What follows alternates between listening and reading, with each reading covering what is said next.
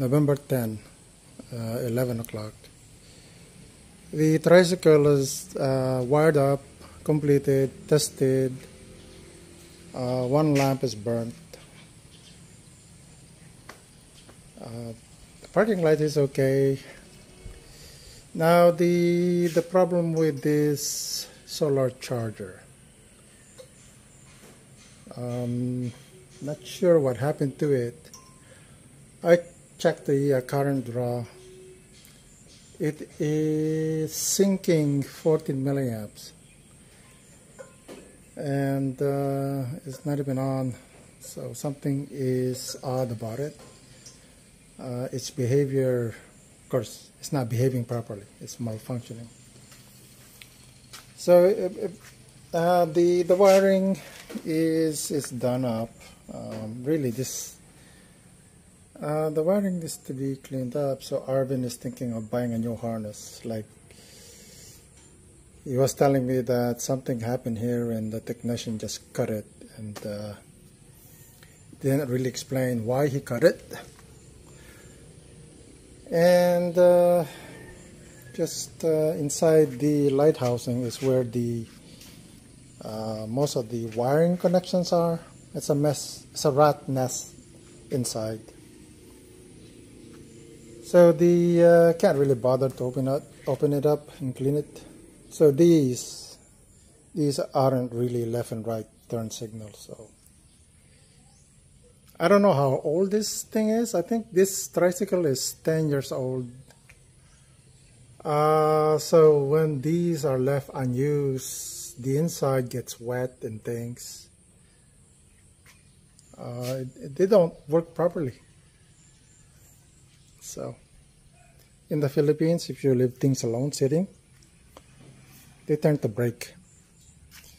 So you should use whatever, so that they're worn out and break in a way, rather than sitting around and break without full value.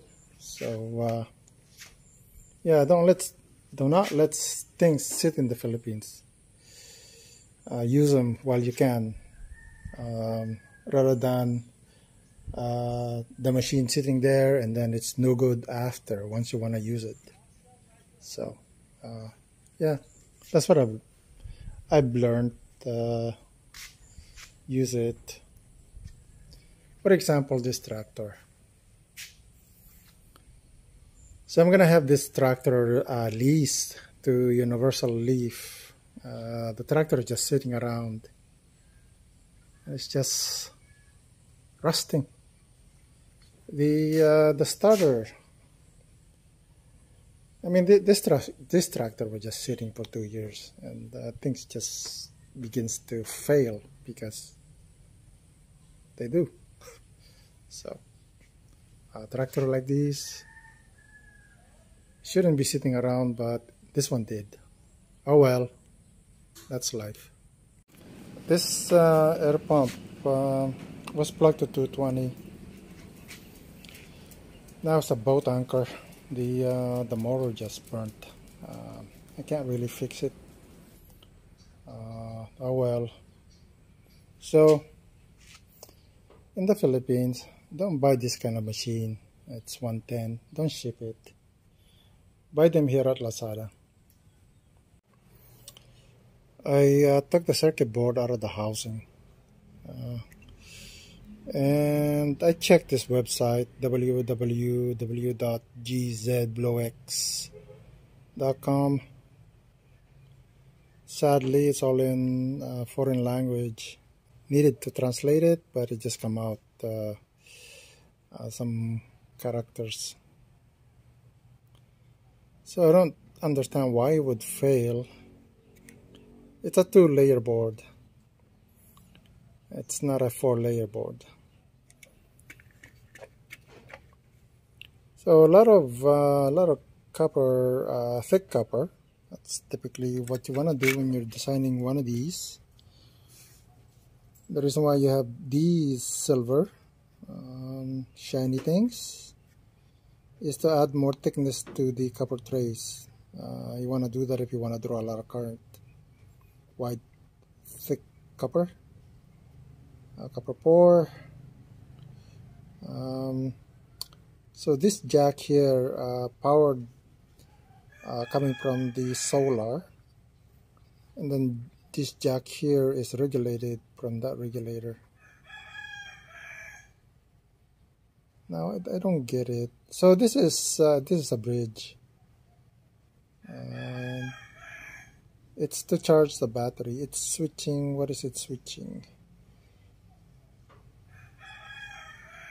It's actually switching ground. Well, let me just check quickly. Yeah, the MPPT or MPPT is actually switching ground. So this is plus from the solar, ground from the solar, plus from the battery, battery ground. So I trace this to the bridge, and it's sure enough, it's switching ground. Yeah. There's no fuse. I mean, there are fuse, those thick trays or thick wires. I want to make a mess of it.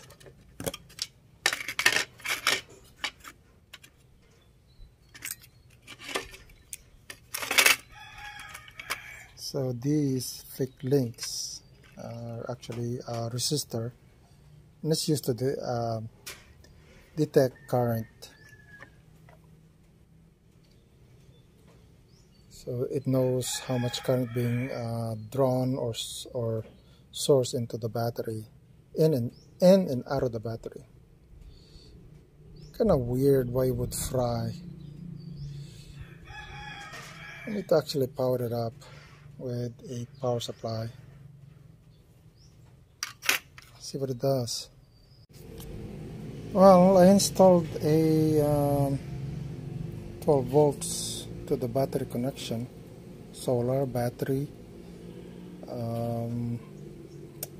What's this? This is for load, and I checked for 5 volts. 5 volts is good, but it just doesn't want to come on. It's like the micro is fried. Don't understand that. Shouldn't fry.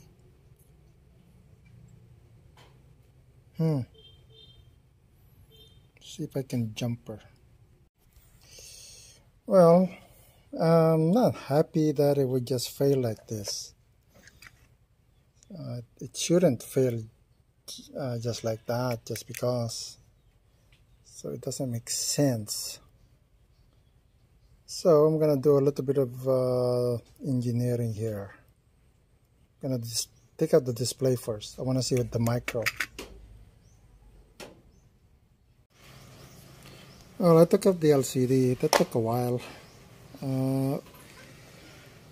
This is the MCU, and this is the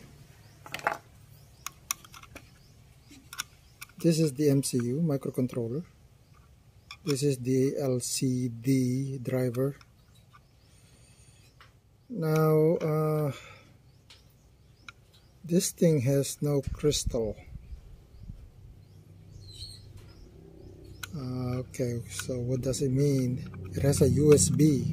It's a 20-pin MCU.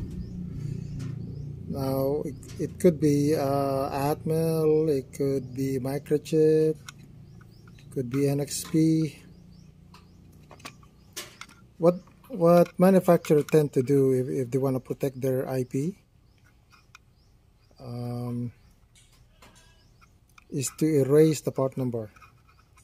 See, there's no part number. I can't see anything. They tend to do that. Like, for example, this thing has marking, and that's an LM358. That's an op-amp. So who cares?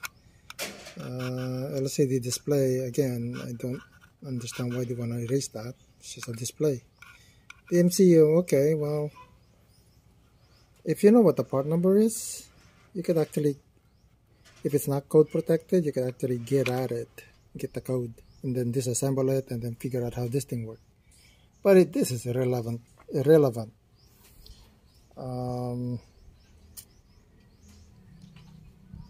There's no need to reverse engineer this and then copy it.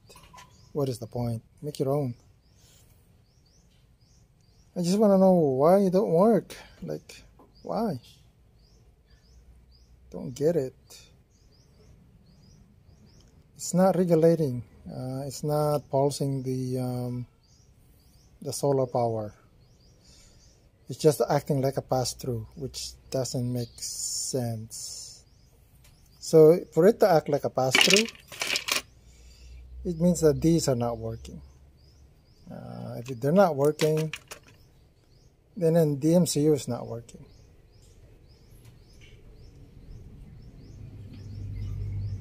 It's just passing the solar voltage to the battery, which is not good. The battery could float high and it would be damaged, it would be boiling.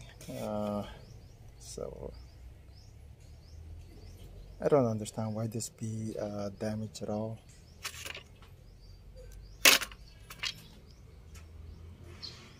So circuit board part number is, oh, it's 2020 March 27th. So it's either designed in 2020 March or it's designed in 2020. I mean, I do this a lot, so I would just put the date. And the part number is BL-912B. I am going to check the BL-912B, see if it comes out from the internet. So the MCU is crystal-less.